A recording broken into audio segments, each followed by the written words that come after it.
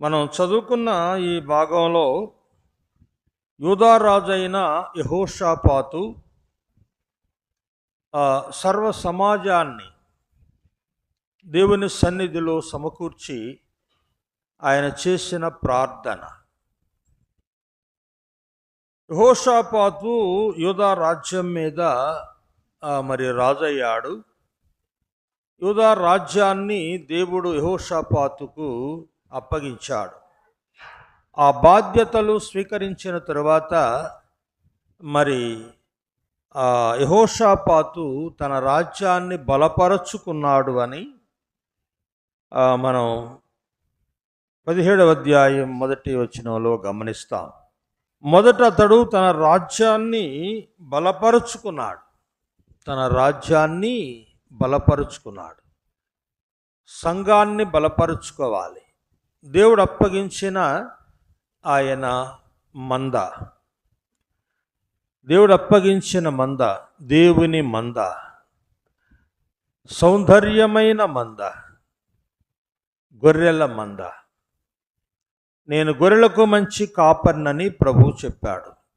మనమే గొర్రెలం, ఆయన మేపే గొర్రెలం, ఆయన కాచే గొర్రెలం అయిన మనము ఒక మందగా సమకూర్చబడి ఉన్నాం. ఈ మందను బలపరచుకోవాలి. యాకోబు మంద బలమైనది అని వ్రాయబడింది, లాబాను మంద బలహీనమైనది అని వ్రాయబడింది. యాకోబు మంద బలపరచబడింది. మన ప్రభువు మంద బలోపేతం కావాలి, బలపరచబడాలి, అభివృద్ధి పొందాలి, వర్ధిల్లాలి. అంతకంతకు వర్ధిల్లుచూ ఉండేను. మందైతే అభివృద్ధి పొందేదిగా ఉండాలి. తర్వాత యెహోషాపాతు యెహోవా మార్గములయందు నడుచుకోవడానికి అతడు తన మనస్సును దృఢపరచుకొనెను. ఆయన మార్గములో నడుచుకోవాలి. ఆయన న్యాయ విధులు కట్టడలు అనుసరించి నడుచుకోవాలి. ధర్మశాస్త్రానుసారముగా నడుచుకోవాలి. ధర్మశాస్త్రం అనుసరించి నడుచుకోవాలి. అలాగైతే యెహోషాపాతు తీసుకున్న నిర్ణయం ఏమంటే, నేను దేవుని మార్గములో నడుచుకోవాలి అని. ఆ తర్వాత యెహోషాపాతు హృదయంలో ఉన్న భారం, సువార్త భారం, సేవా భారం. యూదా పట్టణములలో దేవుని ధర్మశాస్త్రము బోధింపబడాలి. యూదా ప్రజలందరూ వాక్యానుసారముగా, దేవుని ధర్మశాస్త్రానుసారముగా వారు జీవించాలి, నడుచుకోవాలి, బలపడాలని సేవకులను పంపాడు. లేవీలను, పెద్దలను, యాజకులను పట్టణాల్లోకి పంపాడు. వారు వెళ్ళి ధర్మశాస్త్రమును చాతపుచ్చుకొని వీధి వీధిలో దేవుని వాక్యాన్ని వారు ప్రకటించినట్లుగా చూస్తున్నాం. ఇది సేవాభారం కలిగిన వాడు యెహోషాపాతు. తర్వాత 4వది, యెహోషాపాతు దేవుని సన్నిధిలో ప్రార్థన చేశాను.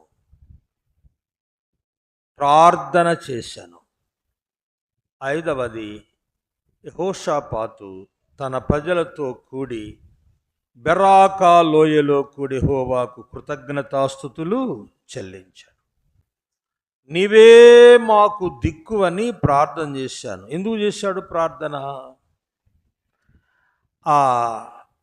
యూదా రాజ్యం మీదకి 3 జాతుల వారు, 3 దేశాల వారు యుద్ధానికి వచ్చారు.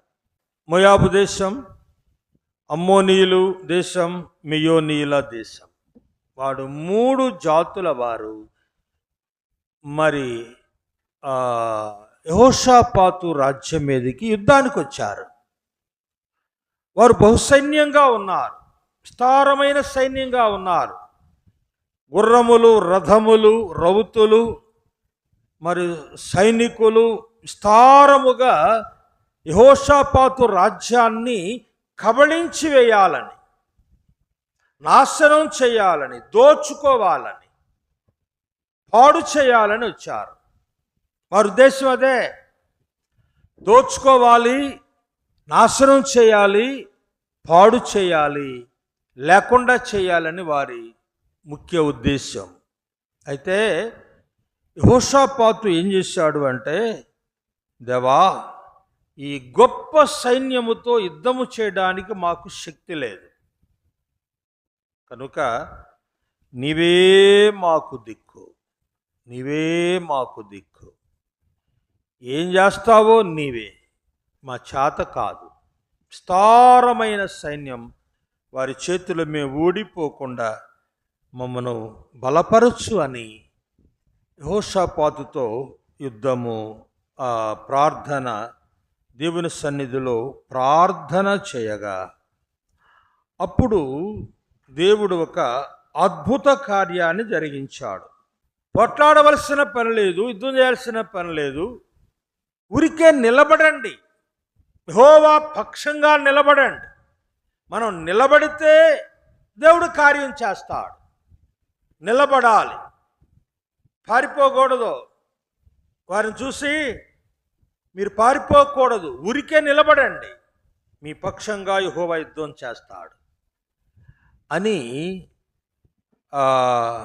వర్తమానము అందించబడింది. ప్రియులారా, అలాగైతే గమనించండి,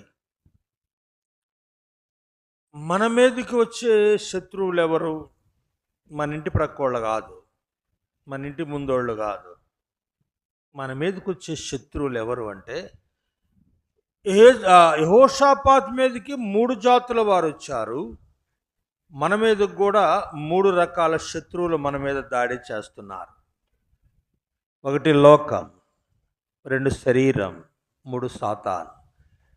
వారిని ఓడించడం మన చేత కాదు, వారిని జయించడం మన చేత కాదు. శరీరాన్నే జయించలేం మనం, మన శరీరాన్ని మనం జయించలేం. ఇది మనకు ఒక శత్రువు. ఏ విధం చేతనైనా మనలను అణిచివేయాలి, స్వాధీనపరుచుకోవాలని శరీరం ప్రయత్నం చేస్తుంది. అలాగునే లోకం, దాని వైభవం, దాని ఆశలు మనలను ప్రలోభ పెడతాయి. పోతే సాతాను, 3వవాడు సాతాను. ఎన్ని రకాలుగా వాడు మనలను లోపరుచుకుంటాడో మన బలహీనత వాడికి తెలుసు. ఏ విషయములో మనం బలహీన పడతామో వాడు ఎరుగున్నాడు. ఆ బలహీనతను వాడు ఎరిగి మనలను లోపరుచుకుంటాడు. మరి వాళ్ళు ముగ్గురిని జయించాలి అంటే మనం ఏం చేయాలి? యెహోషాపాతు ఏం చేశాడు? ప్రార్థన చేశాడు. యెహోషాపాతు ప్రార్థన చేశాడు. మనం ఏం చేయాలి? మనం కూడా ప్రార్థన చేయాలి. అందుకే ప్రార్థన. ప్రియులారా, ప్రార్థన శక్తి చాలా గొప్పది. ప్రార్థన వలననే కానీ మనము జీవితం పొందడం అసాధ్యం. ప్రభు చెప్పాడు, మేము దయ్యాలు వెళ్ళగొడుతుంటే మాకు దయ్యాలు పోవట్లేదు ప్రభు అని అంటే, అవి ప్రార్థన వలననే కానీ లేకుంటే అవి పోవు అన్నాడు. ప్రార్థన చేస్తే దయ్యాలు పోతాయి, ప్రార్థన చేస్తే రోగాలు పోతాయి, ప్రార్థన చేస్తే శోధనలు పోతాయి, ప్రార్థన చేస్తే ఏ విధమైన శక్తులైనా దూరమైపోతాయి. ప్రార్థనే దేవుడు మనకిచ్చిన ఆయుధము. ప్రార్థన. మీరు ఊరికే నిలబడండి, మీరే యుద్ధం చేయొద్దు. యెహోవా పక్షంగా శత్రువులు ఎదుర్కోవడానికి ఊరికే నిలబడండి, ఆయన మీ పక్షంగా యుద్ధము చేయను. దేవుడు మన పక్షంగా యుద్ధం చేయడానికి సిద్ధంగా ఉన్నాడు. పిల్లరా, ప్రార్థన. పెద్దలారా రండి, కుటుంబాలుగా రండి. మీ భార్యలు, మీ పిల్లలు, పాలు త్రాగే శిశువులు కూడా తీసుకురండి. సమాజముగా కూడి అందరూ మోకరించి ఏక కంఠముతో దేవుని సన్నిధిలో ప్రార్థన చేశారు.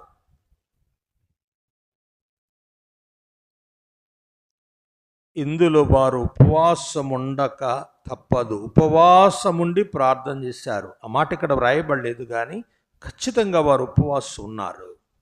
ఎందుకో తెలుసా? శత్రువులు వచ్చి దండెత్తి వచ్చి చుట్టుముట్టారు. ఏం చేయాలి? భోజన పానాదులు పుచ్చుకొని హాయిగా పంచభక్ష పరమాన్నాలు భోంచేసుకొని వారు వచ్చి ప్రార్థన చేస్తారా? లేదు. భయం, ఆందోళన, ఏమైపోతామో, శత్రుమోక వచ్చారు, ఏం చేస్తారో, అన్నపానాలు పుచ్చుకోలేదు.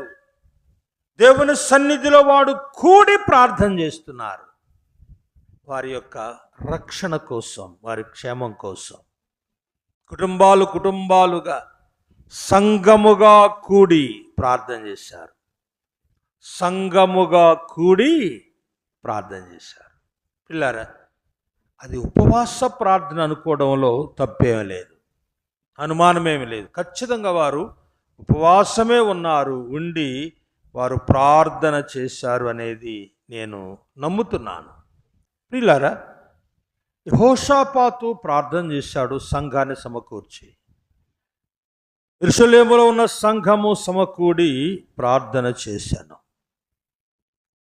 సంఘ ప్రార్థన చాలా బలమైంది. సంఘమంతా కూడి ప్రార్థన చేస్తే ప్రభు తప్పక సమాధానం ఇస్తాడు. ఖచ్చితంగా తప్పక సమాధానం ఇస్తాడు. దానికి ఒక చిన్న ఉదాహరణ మీకు చెప్పాలి. నెల్లూరులో ఒక సంఘం ఉంది. నెల్లూరు దగ్గర సముద్ర తీర ప్రాంతంలో ఒక సంఘం ఉంది. ఆ సంఘంలో సేవకుని తమ్ముని కుమారుడు చిన్నపిల్లవాడు. వాడు ఆ పిల్లల్ని ఆ సంఘంలో ఆ పిల్లోడు తల్లిదండ్రులు ప్రభుని నమ్ముకోలే. వాళ్ళ పెదనాన్న సేవకుడు కనుక వాళ్ళ పెదనాన్న పిల్లలతో కలిసి పెరుగుతూ ఉంటాడు, సంఘంలో ఉంటాడు, పరిచర్య చేస్తుంటాడు, ఎవరు ఏ మాట చెప్పినా వింటుంటాడు. అందరికీ వాడు చాలా ముద్దుగా ఉన్నాడు, అందరికీ చాలా ప్రేమిస్తారు, అందరి మాట అంత కలిసిమెలిసి ఉంటాడు. ఆ పిల్లవాడికి ఒకసారి పిచ్చుకుక్క కరిసింది. పిచ్చుకుక్క కరిస్తే ఆ పిల్లోడికి పిచ్చి పట్టింది, పిచ్చి ఎక్కువైపోయింది, ర్యాబిస్ అనే వ్యాధి వచ్చింది. అబ్బాయిని మెడ్రాస్ హాస్పిటల్కి తీసుకెళ్లారు, జనరల్ హాస్పిటల్కి. తీసుకెళ్తే హాస్పిటల్ వాళ్ళు అన్నారు, ఏమండి ఈ పిల్లోడు బ్రతకడు, చచ్చిపోతాడు, ఈ శవాన్ని కూడా మీకు ఇయ్యం, వాడి బట్టలు, వాడు పడుకున్న పడక బట్టలు మొత్తం కూడా తగలబెట్టేస్తాం, పిల్లోని కూడా తగలబెట్టేస్తాం, ఆ వ్యాధి అనేది ప్రబలకుండా ఎవరికి సోకకుండా ఆ బిడ్డని పిల్లోని మొత్తం తగలబెట్టేస్తామని చెప్పారు. వీళ్ళు మనస్సు ఒప్పుకోలా. పిల్లోడిని తగలబెట్టేస్తారా మనకిరా అని ఏం చేశారంటే ఆ మధ్యరాత్రిలో ఎవరికి తెలియకుండా పిల్లోడిని బట్టలు గుడ్డల్లో జుట్టుకొని ఇంటికి తీసుకొచ్చేసారు. చచ్చిపోతే ఇంటికాడ బారేసుకుందాంలే, మనం హాస్పిటల్లో వదిలిపెట్టిపోవడం ఏం బాగుంటుందని ఆ పిల్లోడిని ఇంటికి తీసుకొచ్చారు. ఇంటికి తెచ్చుకున్నారు. తెల్లవారి ఆదివారం ఇలాగే సంఘం అంతా కూడుకొని ఆరాధన అయిపోయిన తర్వాత వాక్య పరిచర్య ఆపేసి ఆ పిల్లోడిని మధ్యలో పడుకోబెట్టి సంఘమంతా చుట్టూ మోకరించి ప్రలాపించి ఏడ్చి ఏడ్చి ఏడ్చి ప్రార్థన చేశారు. సంఘమంతా కన్నీళ్లతో. ఈ ఆడనోళ్ళు ఒక్కళ్ళు కూడా లేరు, ఎందుకంటే వాడు మన మధ్య తిరిగే పిల్లోడు కదా, మనం ముద్దుగా వాడిని పెంచుకుంటున్నాం కదా, వాడు మన మధ్య ఉండే పిల్లోడు కదా అని ఎంతో కన్నీళ్లతో బాధతో ఆ బిడ్డ నిమిత్తం ప్రతి ఒక్కరూ కన్నీళ్లు కార్చి ఏడ్చి ఏడ్చి ప్రార్థన చేశారు. ఆ బిడ్డ బ్రతికాడు, వ్యాధి పోయింది, బ్రతికాడు, రోగం పోయింది. ఇప్పటికీ సజీవంగానే ఉన్నాడు. చూసారా, ప్రార్థనలో ఎంత శక్తి ఉందో. సంఘ ప్రార్థన అంత బలమైనది అని మనం ఎరగాలి. సంఘమైతే అత్యాసక్తితో ప్రార్థన చేయుచుండగా పేతురు చెరసాలలో నుండి విడిపింపబడ్డాడు. యెహోషాపాతు తన ప్రజలతో ప్రార్థన చేయగా శత్రు సైన్యము నుండి విడిపింపబడ్డారు, రక్షింపబడ్డారు. ప్రార్థనలంత శక్తి ఉంది. అంటే మనం ప్రార్థన చేయకపోవడం మన లోపం. ప్రభు అన్నాడు, మీరు శోధనలో ప్రవేశింపకుండా ఉండునట్లు మెళుకువగలిగి ప్రార్థన చేయండి అన్నాడు గెత్సేమనే తోటలో. 26:41 మత్తయి సువార్తలో మెళుకువ కలిగి ప్రార్థన చేయండి. ప్రార్థన చేయకపోతే శోధన, ప్రార్థన చేయకపోతే బాధలు, శ్రమలు తప్పు అండి. ప్రార్థన బహు బలమైన ఖడ్గం, బలమైన ఆయుధం దేవుడు మన చేతిలో ఉంచాడు. ప్రార్థనే ప్రార్థనే ప్రార్థనే. డాక్టర్ బెల్లిగ్రహం గారు ప్రపంచ సువార్థికుడు. ఇంచుమించుగా 110 దేశాల్లో ఆయన సువార్త సేవ చేసిన గొప్ప దైవజనుడు, ప్రపంచ సువార్థికుడు ఆయన. ఒక వ్యక్తి అడిగాడట, అయ్యా నీవింత గొప్ప సేవ చేయడానికి గల కారణం ఏంటో చెప్తావా అంటే, చెప్తాను చెప్పండి. 3 కారణాలు అన్నాడట. 1 ప్రార్థన, 2 ప్రార్థన, 3 ప్రార్థన. ప్రార్థనే ఉదయం ప్రార్థన, మధ్యాహ్నం ప్రార్థన, రాత్రి ప్రార్థన. ముమ్మారు చేయు ప్రార్థనే దీనికి కారణం. కనుక ప్రార్థనలో ఉన్న గొప్ప శక్తి మనం అనుభవించాలి అంటే ఖచ్చితంగా దేవుని సన్నిధిలో గడపడం నేర్చుకోవాలి. ఉపవాసములో ఉన్న గొప్ప శక్తి ఉపవాస ప్రార్థన. మనం ఉపవాస ప్రార్థన చెయ్యం. ఉపవాస ప్రార్థన మనం నిర్లక్ష్యం చేస్తాం. వాస్తవమే, మన సంఘాల్లో ఉపవాస ప్రార్థన అనేది తక్కువ, రేర్గా ఎక్కడక్కడ చేస్తారు. కానీ ఉపవాస ప్రార్థన అనేది మన సంఘాల్లో చాలా తక్కువ. కానీ చేయడం అవసరమే. ఎందుకు చేయాలి? ఉపవాస ప్రార్థన ఎందుకు చేయాలి?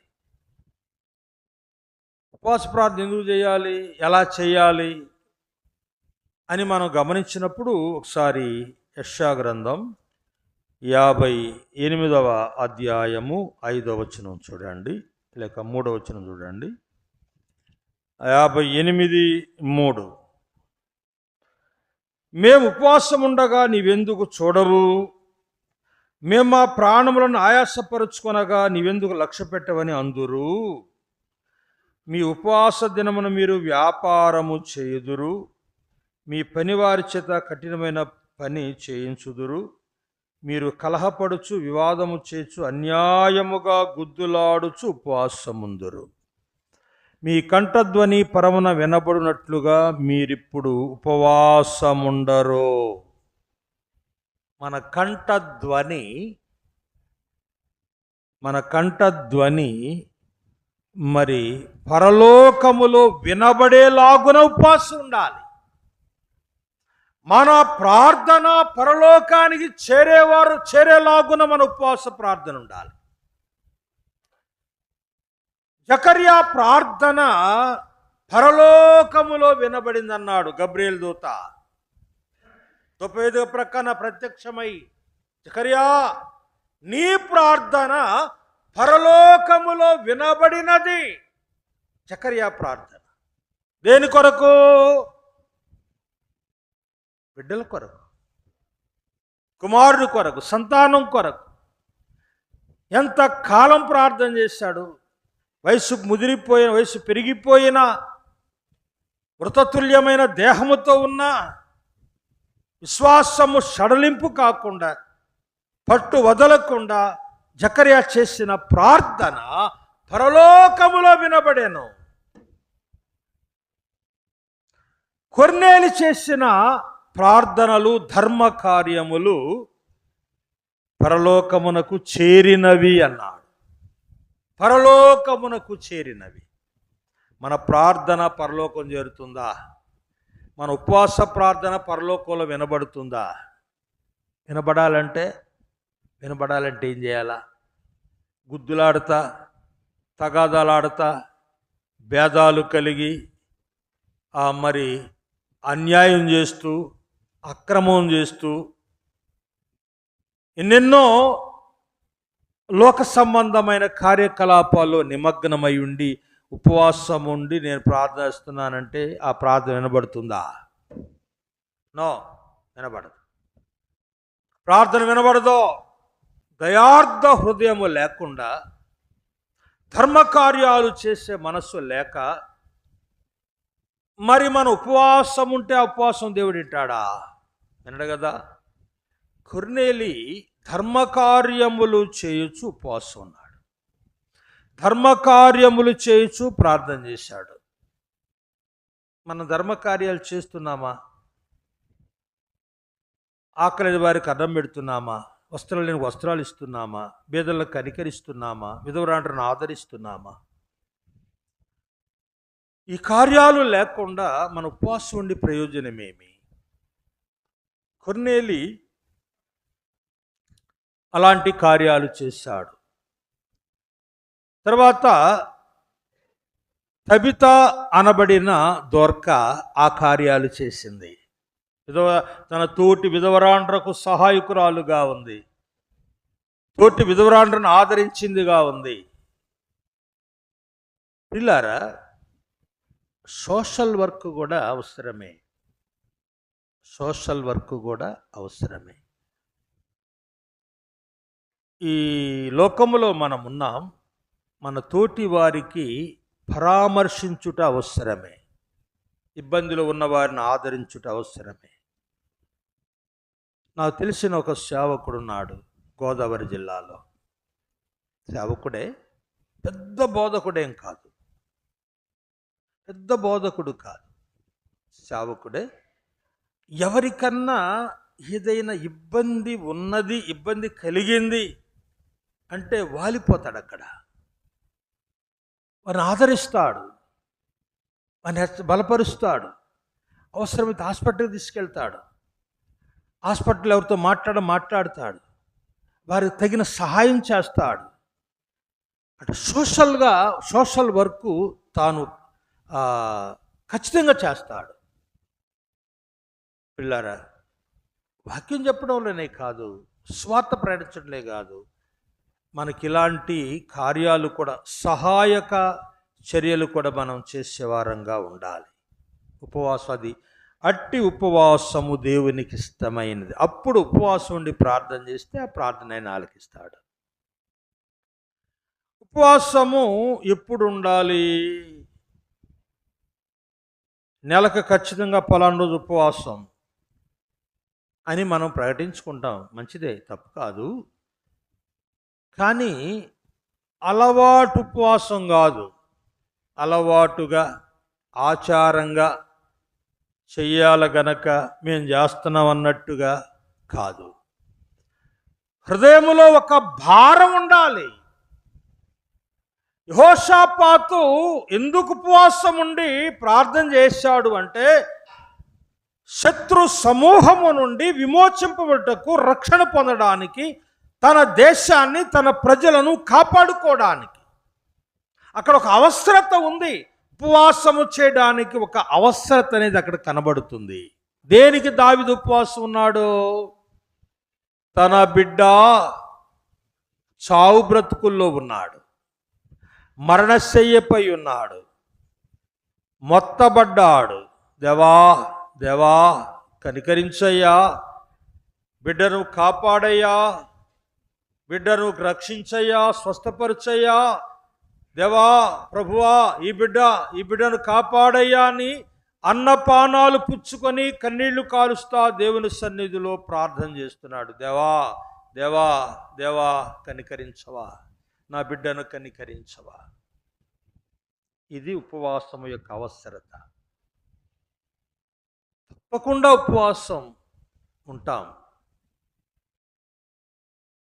ఉపవాసం ఉండడానికి ఒక అవసరత అనేది ఉండాలి.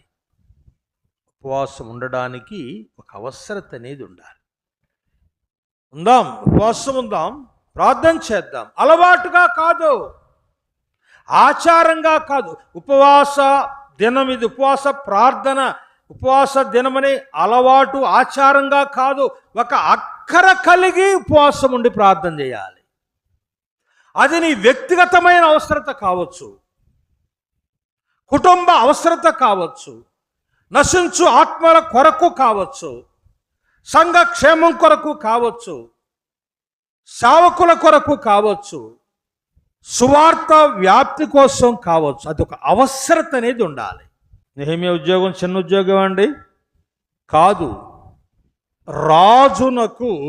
రాజునకు గిన్నెందించే ఉద్యోగం, రాజుకు అన్నం వడ్డించే ఉద్యోగం, గొప్ప స్థానం, గొప్ప స్థాయి. ఏ కొరత లేదు, ఏ చింత లేదు, ఏ దిగులు లేదు, ఆర్థిక ఇబ్బందులు లేవు. కానీ అతని హృదయములో ఒక వేదన, ఒక బాధ ఉంది. ఏంటి? నా దేశం, నా ప్రజలు, నా పితరులు ఉన్న పట్టణం, సమాధులున్న పట్టణం. ఆయన శోషణ కోటలో ఉన్నా ఆయన హృదయమంతా యెరూషలేములోనే ఉంది. యెరూషలేము చుట్టూ తిరుగుతూ ఉంది. ఇక్కడ సుఖభోగాలు అనుభవిస్తున్నా, ఏ కొరత లేకుండా ఉన్నా, సర్వ సమృద్ధి కలిగి ఉన్నా, అధికారం ఉన్నా, అన్నీ ఉన్నా, అతని హృదయం మాత్రం యెరూషలేం మీదే ఉంది. అయ్యో నా పట్టణం, నా పితరులు సమాధులున్న పట్టణం పాడైపోయనే, ప్రాకారం పడిపోయనే, గుమ్మాలు తగిలబడి పెట్టబడినే, నా పట్టణం నాశనమాయనే. ఆ వేదన హృదయములో ఉంది. అక్కడి నుంచి కొంతమంది వచ్చారు. వచ్చిన వాళ్ళు సమాచారం చెప్తే ఆ మాట విని కూర్చుండి ఏడ్చి ఏడ్చి ఏడ్చి ఉపవాసం ఉండి ప్రార్థన చేశాడు. అది అవసరత, ఉపవాసము యొక్క అవసరత. ప్రార్థన చేస్తే దేవుడు ఫలితం ఇచ్చాడా? ఇచ్చాడు.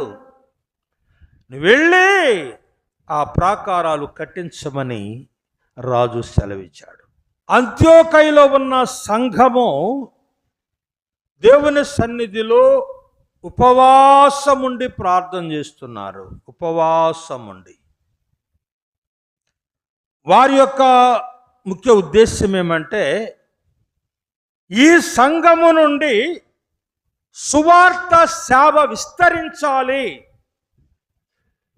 ఈ సంఘము నుండి ఆసియా ఖండములోను ఐరోపా ఖండం వరకు సువార్త విస్తరించాలి అని భావముతో వారు ఉపవాసం ఉండి ప్రార్థన చేస్తున్నారు. ఉపవాసం ఉండి ప్రార్థన చేస్తూ ఉంటే దేవుడు ఆ ప్రార్థన ఆలకించాడు. ఉపవాసము యొక్క అవసరత ఇక్కడ చూస్తున్నాం. సేవార్థమైన అవసరత, సువార్త వ్యాప్తి నిమిత్తమైన అవసరత, నశించు ఆత్మల రక్షణార్థమైన అవసరత. ఉపవాసం ఉండి వారు ప్రార్థన చేసిరి. ప్రార్థన పిల్లారా, అలాగైతే సంఘము ఉపవాసం ఉండి ప్రార్థన చేసేది సంఘ క్షేమం కోసం, సంఘములో ఉన్న కుటుంబాల క్షేమం కోసం, సువార్త యాత్ర కోసం, నశించు ఆత్మల రక్షణ కోసం ఉపవాసం ఉండి ప్రార్థన చేయాలి. ఆ ప్రార్థన దేవుడు ఆలకించి పరిశుద్ధాత్మ ద్వారా పౌలును సౌలును బర్నబాను సువార్త సేవ కొరకు ప్రత్యేకపరచి అప్పగించగా, పౌలు ఎంత సేవ చేశాడండి? ఆసియాలోనా, ఐరోపాలోనా పౌలు ఎంత గొప్ప సేవ చేయగలిగాడు. వారు చేసిన ఉపవాస ప్రార్థన అంత శక్తి అయి బలోపేతమై సౌలు ద్వారా లేక పౌలు ద్వారా ఖండాంతరాల వరకు సువార్త వ్యాప్తి జరిగి అనేక ఆత్మలు రక్షించబడి అనేక పట్టణాల్లో సంఘాలు స్థాపించబడి నేటికి విస్తరిస్తూ ఉన్నాయి. ఉపవాస ప్రార్థనలో శక్తి ఉంది. ఉపవాస ప్రార్థన అవసరత ఉంది. ఉపవాస ప్రార్థన మరి ప్రభుకి ఇష్టమైంది కనుక ఉపవాస ప్రార్థన చేయడం అవసరమే. కానీ కారణం ఉండాలి. కారణం ఉండాలి. అలవాటుగా కాదు, ఆచారంగా కాదు. ఒక కారణం, ఒక భారం హృదయంలో కలిగి ఉపవాసం ఉండి ప్రార్థన చేస్తే ఆ ప్రార్థన ప్రభు ఆలకిస్తాడు. సంఘము చేసే ప్రార్థన ప్రభు ఆలకిస్తాడు. ఆ ప్రార్థన శక్తివంతమైందై ప్రభు సన్నిధికి చేరేదిగా ఉంటుంది. అలాంటి ప్రార్థనలో మనం ముందుకు సాగడం ఎంతైనా ఆశీర్వాదం. దేవుడి మాటలు మనందరి కొరకు దీవించు.